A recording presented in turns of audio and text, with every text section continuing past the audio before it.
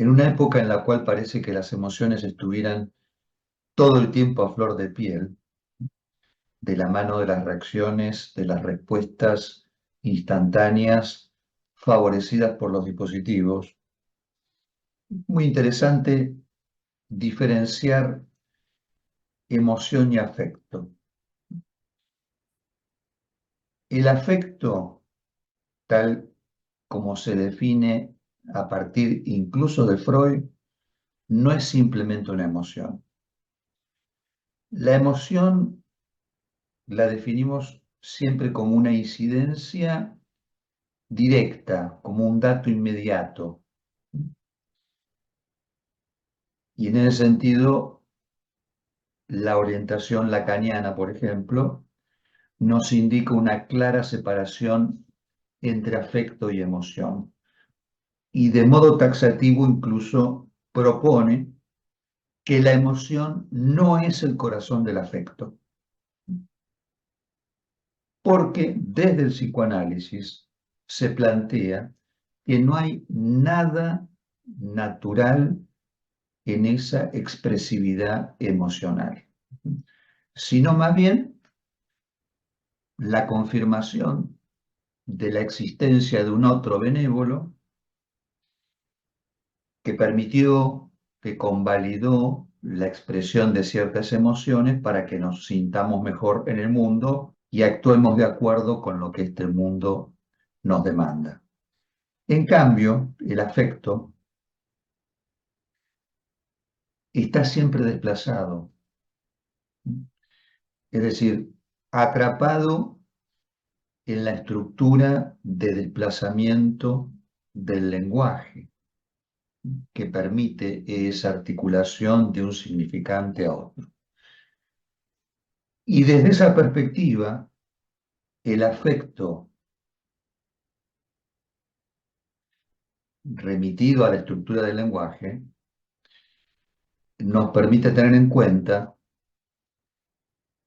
cómo se relaciona la estructura del lenguaje con el cuerpo,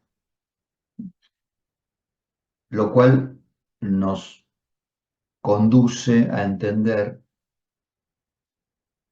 primordialmente que no hay afecto sin estructura incorporada y considerar al cuerpo respecto de la estructura. La incorporación de la estructura es lo que retroactivamente puede hacer que se califique al significante de incorporar. De modo que de esto puede deducirse que en un primer momento de la enseñanza lacaniana, al significante se lo plantea como teniendo una connotación incorporal. Y luego la incorporación de un cuerpo que se vuelve su lugar y su soporte. Sobre los efectos de la estructura del lenguaje en el cuerpo, ese ha sido un tema que no dejó de interesar a Lacan desde los orígenes de su enseñanza, e incluso es lo que abordó primero, a partir de la experiencia mediante el fantasma del cuerpo fragmentado.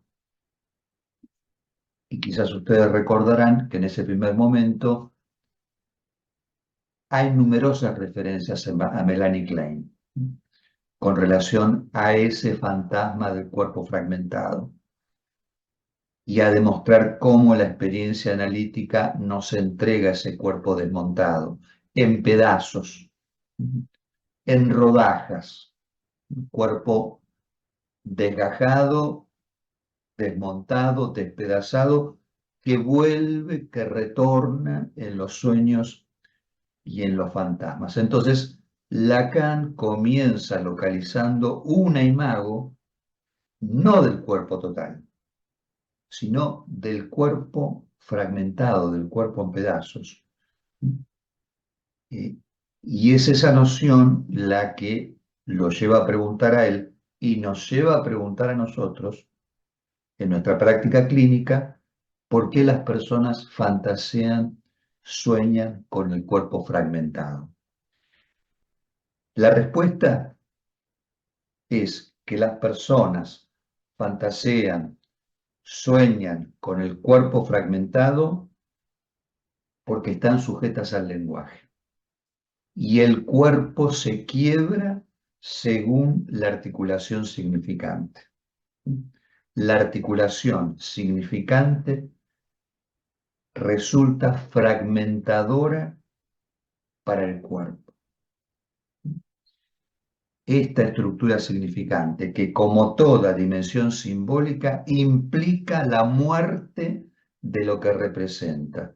Esta estructura significante que al incorporarse desvitaliza el cuerpo, lo cadaveriza, para decirlo de una manera concisa y radical, el lenguaje mata el cuerpo. La esencia de un cuerpo habitado por el lenguaje es el cuerpo muerto.